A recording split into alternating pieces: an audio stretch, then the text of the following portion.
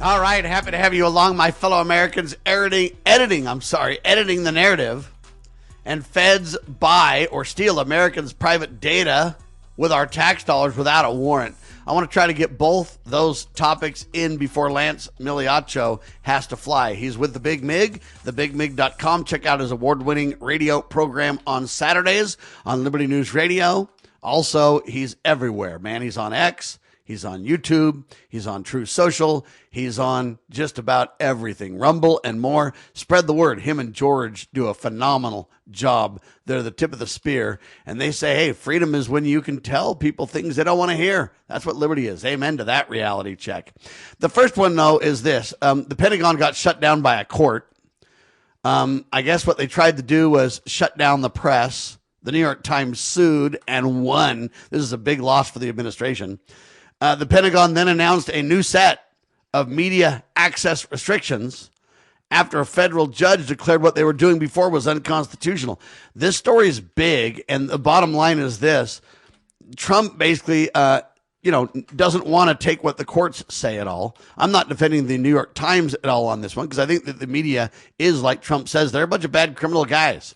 In many cases, I agree with that. But the battle is very interesting when the Constitution is at the center of it. And the battle is very interesting when Trump basically then comes back with his administration, the Pentagon and everything else, and says, well, we got to control you because it's a national security concern. And they whip out national security on anything they want to shut down, Lance. Yeah, to me, I don't understand this access. I don't understand how this is a violation of free speech because access is, in my opinion, is a privilege. It's not a right. And at the same time, when you've had mainstream media effectively weaponizing the control of the narrative, New York Times and other groups being so obvious what they do, I'm kind of on the side of the Pentagon on this. I don't know that it's this restriction. Why should they allow somebody that doesn't tell the truth or continues to manipulate the narrative? There's controlling forces that operate these. And that's the problem. See, I'm not taking either side in this. I'm for side C, which is neither of them tell the truth. The mainstream press doesn't tell the truth, but neither does the Pentagon. Okay, this idea that, we're in talks and we had to go to war and there's weapons of mass destruction out there, by golly, and then it was a lie. And look, the government doesn't tell the truth either. Both of them have been lying to the American people for decades. Think of Operation Mockingbird and everything else. And so government has twisted. If I said, hey, the COVID shots are evil and they're bad and they're not really vaccines, then they shut me down. Well, the fact is they're not really vaccines. They're, all kinds of experiments on the American people. But any truth tellers get shut down, but any lies along with either side seems to be fine. To illustrate this, the next article that highlights this says this: caught on text. New York Times reporter warns, quote, no response. And then, hey, so if you don't respond, we're going to say that, if you don't respond the way we want you to, we're going to claim you didn't respond at all. And so there was a text exchange that shows the New York Times reporter telling Richard Gurnell or whatever that, hey, if you don't respond kind of the way we want you to, we're going to say you didn't respond. And he said, you guys are nuts. And then they published the text and he was right and they were wrong. So the New York Times is wrong. Many of these reporters are wrong. They're dishonest for sure. But so is the government. I don't trust the government as far as I can throw them, even with the Trump administration. The next one is editing the narrative. CBS is now accused of reframing Hegseth's interview on the Israel question. So they basically did what they did to Trump. They just took everything out of order, manipulated it, made it sound like he was responding to different questions, and it was different questions. And when you release the whole narrative, they lied. And so the mainstream press lies, but so does the government, Lance. We can't trust them either, can we? No, but I would say this. When it comes to these lies by media, I'm sick of it, right? I'm tired of the manipulation. I agree. And it's a very controlled system. It starts at the top tier. You get a congressional member that says something, that isn't true. They'll do it on the floor, which, of course, the speech and gives debate them clause immunity or whatever. Right. And then here come the onslaught of mainstream media supported by bots and social media influencers that are paid operatives. We know that that's what's going on. Me, personally, if I'm running the administration, the minute I would have the anti-narrative group And what I would do is I would put up a platform that immediately takes an article and deconstructs the lies on it. And I would let the American public go, and this is why we have a problem. This is why we don't want them in the Pentagon. Here they did it again. And I would start just literally obliterating them. I don't see that going on. And I think you're 100% right. And I think the new media takes center stage. If the administration was honest and transparent, would be glad 100%. To do it for them.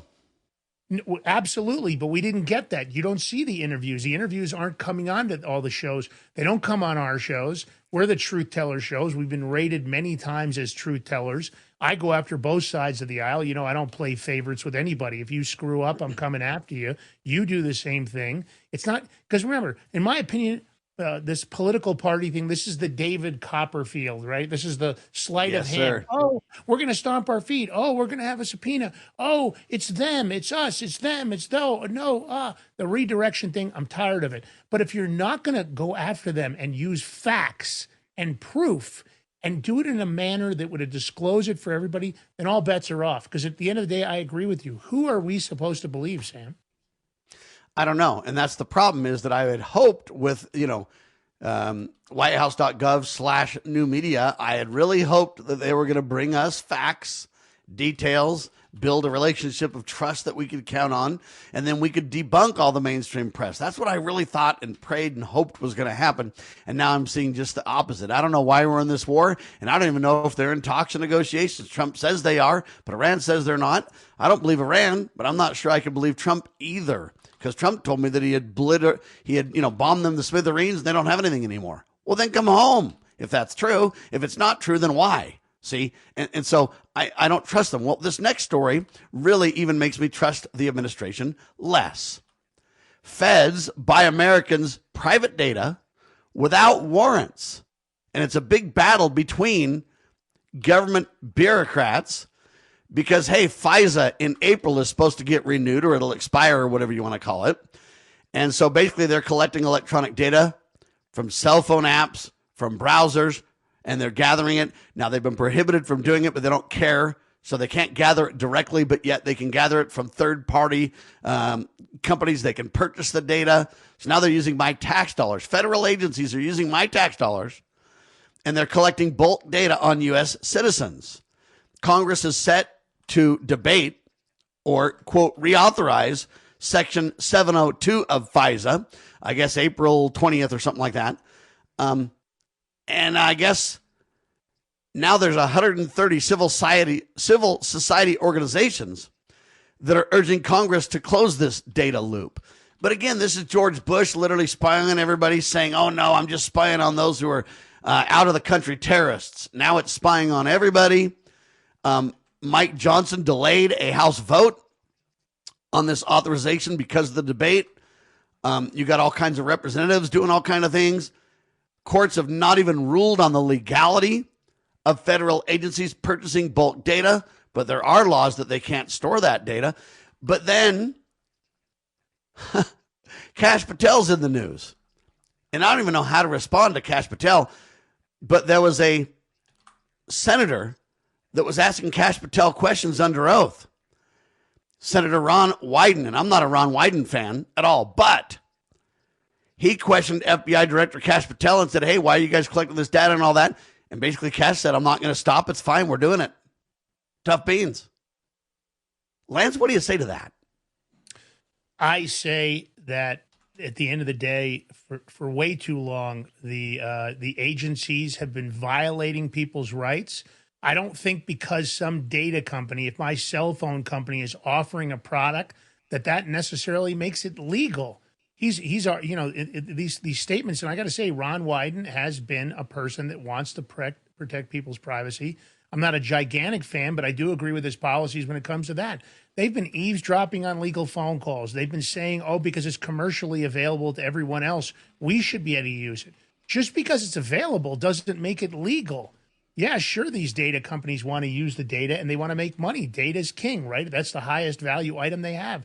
And they've been surveilling Americans and selling this data in the private sector. But just because it's available doesn't mean the government can prove that it's legal. So Cash Patel. So let me get this right. They can use my tax dollars to buy all this information, but they can't fund the TSA. So now I got to wait in a long line just to try to go fly somewhere?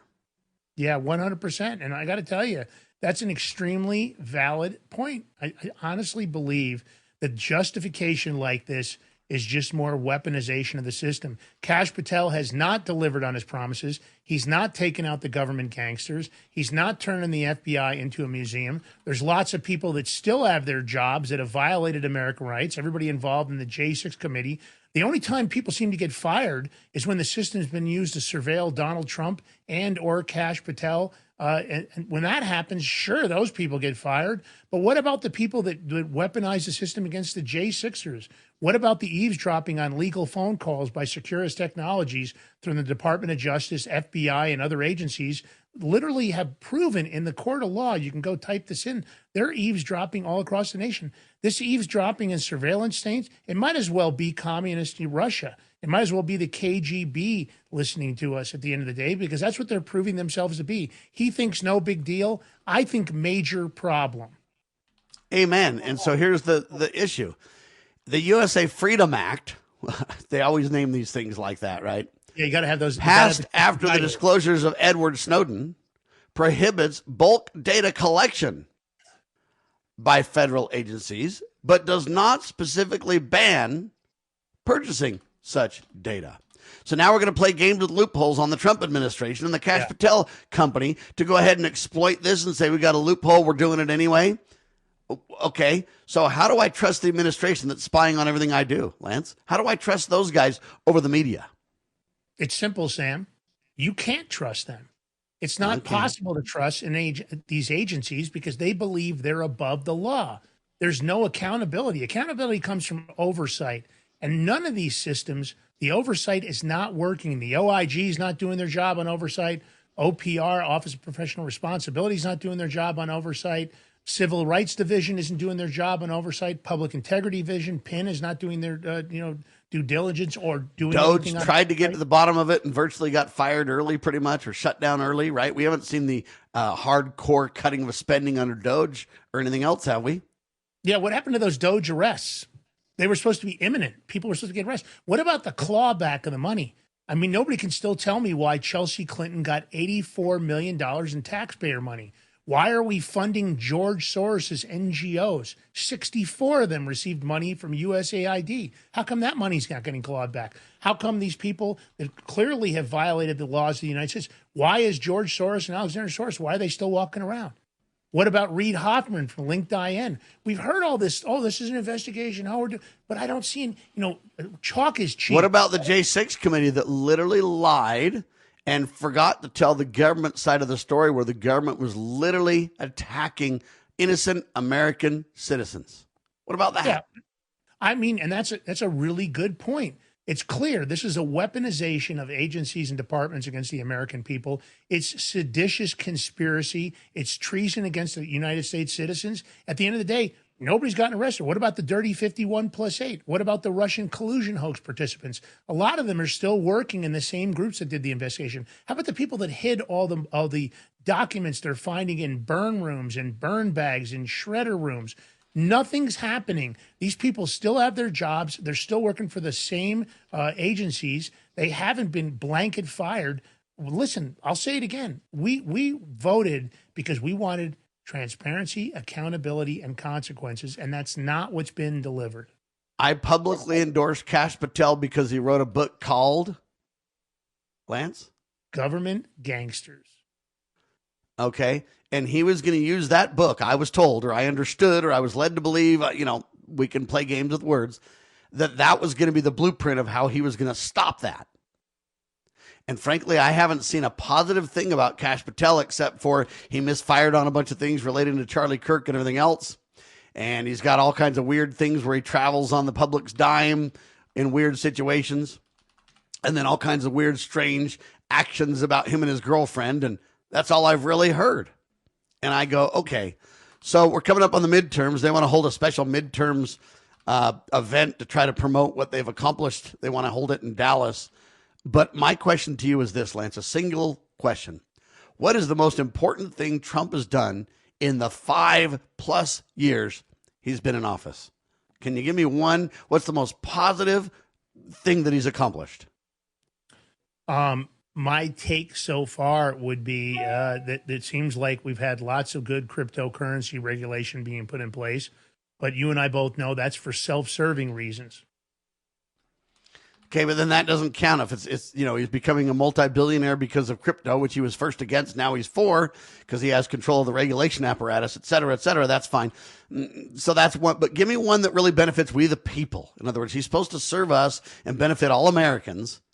What's the singular thing you would say that he's done where you just go, you know what? Double thumbs up, baby. I don't feel like anything has been that clearly defined that it's easy enough for me to just pull that and say, well, here's a great example. There's lots of minor wins, but when it comes to the minor wins, they're overshadowed by the major things we were promised and haven't been delivered. Let's face it, inflation is still going on. Price is still high at the grocery stores. Lots of other things. AI is going to cost a lot of people their jobs. There's no doubt that we're starting to see that already. I think we're living in a glass house. It's a house of cards at the moment. I don't think that what's going on is what we were promised, and I don't think there's anything that we could say, this is a clear win for Donald Trump. It's obvious he's made all the right moves. And of course, Congress, forget it. I don't think they delivered on anything positive for the American public. Just a lot of waffling and a lot of jockeying. I think we better. Here's the better deal. I think we just turned Congress UFC, and from here on out, we put 2 men enter, 1 man leaves, and let's go with that because that might be the only way we get anything done. Well, and I will say this, even if you point to something that President Trump has done that's positive, I think he's got us out of some climate deals and some good things. I think he's, been more pro-life than any president in my lifetime. I think that's good. I think he's exposed the criminality of the media to a great degree. Not that it's doing much good because they're still, interviewing and spending time with those same criminal enterprise media folks. But most of what he's done that you can even point to that's good has been done by executive order, which means it'll be overturned by the next guy ASAP. Nothing's been done with the checks and balances are done right to have lasting change for the country, to decrease expenses, to move us closer to the Constitution, or anything that I would hold dear, which relates to God, family, and country. Lance, we know you got to fly. Appreciate you, brother. Hey, I appreciate you, Sam. Thanks very much. Thanks for the listeners. You guys have a great day, man. Lance Migliaccio, everybody, one of the Big Mig brothers, thebigmig.com, their website. They're on Rumble, they're on X, they're on YouTube, they're on True Social. They're everywhere, including they do a radio show on the weekends over at libertynewsradio.com. Check that out at thebigmig.com. Lance Migliaccio and George Ballantine, the Big Mig brothers at the tip of the spear. They bring the receipts. They tell you things you don't want to hear. That's one of the definitions they consider is liberty. And I would agree with that. Amen. All right, a couple other quick topics before the end of the hour I want to highlight. The Trump administration has yet to decide how to allocate the over $500 billion, you heard me, with a T, $500 billion increase for the U.S. military budget. You see, Trump approved a request by the Department of War Secretary Pete Hegseth. They want to raise spending from basically $900 billion, or just I'm going to call it $1 trillion, to $1.5 trillion for 2027. They say logistical challenges are causing delays in making a lot of that happen. But so, Trump has said, he says a lot of great things. And if he really would double down on what he says he stands for, I would support it 1,000%. But Trump said, listen, we don't need $1 trillion for the military. We could reduce it to like $500 billion. And I applauded that and said, phenomenal, President Trump. Good work, sir. I agree. We could still defend the United States constitutionally, etc. We could have a humble foreign policy, but, walk quietly with a big stick. It could be incredible. But then now Pete Hegseth has asked to increase the military budget, not decrease it. So instead of being $1 trillion and being reduced to $500 billion, they're going for 2027 to move it from $1 trillion to literally $1.5 trillion. So it's going the wrong way by $500 billion, my fellow Americans. Now, will Congress give the president what he wants? Well, the history, at least when it comes to the military budget, when Republicans are in control, they usually, when the president asks for something, they give him more than he even asks for. So I don't even know how to respond to all that, except for wow. All right, I keep an eye on Talkers Magazine. Our buddy Michael Harrison over there does a phenomenal job. And one of the things that he highlights is, here are the most talked about stories for the past week, which is like 316 to 320, right? U.S., Israel, Iran war, that was top of the list. Strait of Hormuz blockade. Energy prices soar. Allies decline to join the war or protect the Straits of Hormuz. Kent investigation / Mullen confirmation. Feds stand firm on rates. They're not dropping rates. Save America Act, which I'm against. I know a lot of people are for, but I'm against. You say, why, Sam? We got to have voter ID. I know. I understand. I want accountability for elections, but I think everything we're doing is taking it in the wrong direction. You think the feds can deal with honesty in elections? I don't believe so.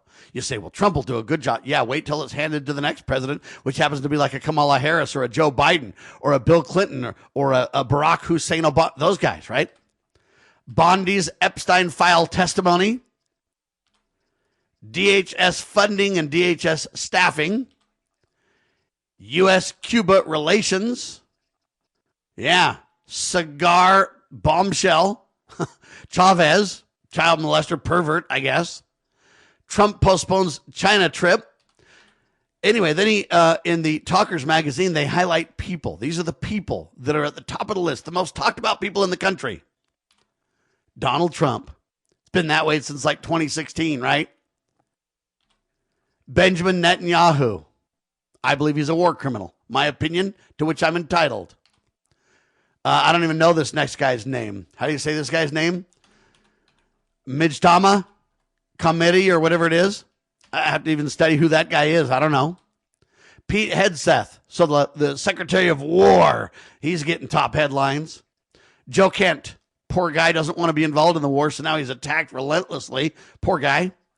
Mark Wayne Mullen. He's going to take over for Kristi Noem, who did a failed job. Now, is this guy going to do any better? Tulsi Gabbard. / Cash Patel. / John Ratcliffe. The best one there in my mind is Tulsi Gabbard. 8, Jerome Powell, the chairman of the Federal Reserve, arguing with Donald Trump over interest rates.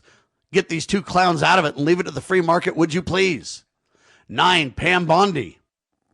Somebody ought to fire her. I thought she was going to get a lot done, but now I don't believe it. She's the lady that says, take the guns first, due process second. Shame on her. 10, okay, Chavez. We talked about that a little bit.